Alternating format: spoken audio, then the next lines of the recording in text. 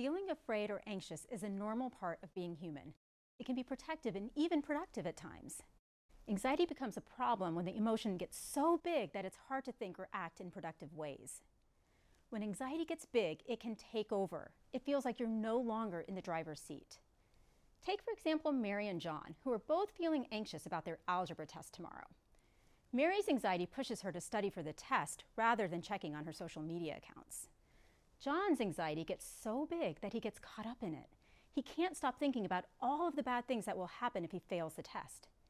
He doesn't study for the test and can't fall asleep because he's so anxious, so he ends up showing up for the test tired and unprepared. There are 3 things I'll highlight about anxiety. 1. Anxiety shows itself in different ways. For many people, anxiety brings the classic racing thoughts and overwhelmed feeling. But anxiety can also come out through our bodies, through headaches, stomach issues, chest pain, muscle tension, fatigue. So for example, if your child is frequently visiting the nurse complaining of a stomachache or a headache, that could be anxiety. 2. People react to anxiety in different ways. Think about it as fight, flight, and freeze. Anxiety can cause someone to get angry and irritable. They might yell at their parents, not because they're actually mad at them, but because they're overwhelmed by their anxiety. For flight, it can cause someone to avoid things. Even if they want to go to that sleepover, they might make an excuse because they're so worried about saying or doing the wrong thing if they go. And it can also shut someone down and paralyze them. For example, John's brain will have a harder time recalling his math facts while distracted by anxious thoughts. Anxiety can make people feel like they're out of control. So oftentimes people will do what they can to try to regain that control. This can come across as being rigid and inflexible.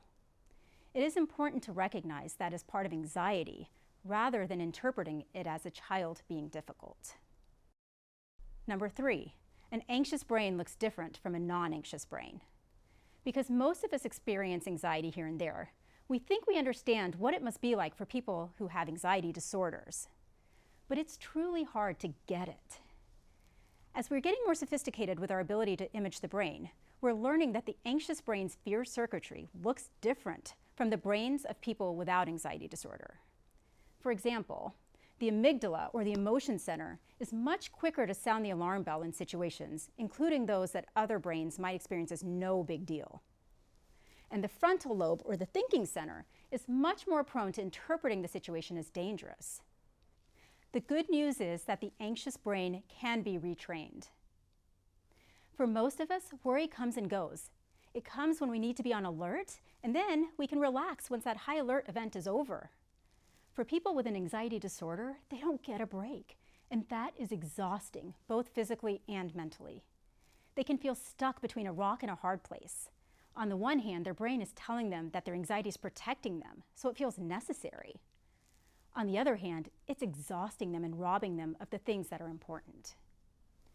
Anxiety can build on itself, so it can be very helpful to identify it and intervene early.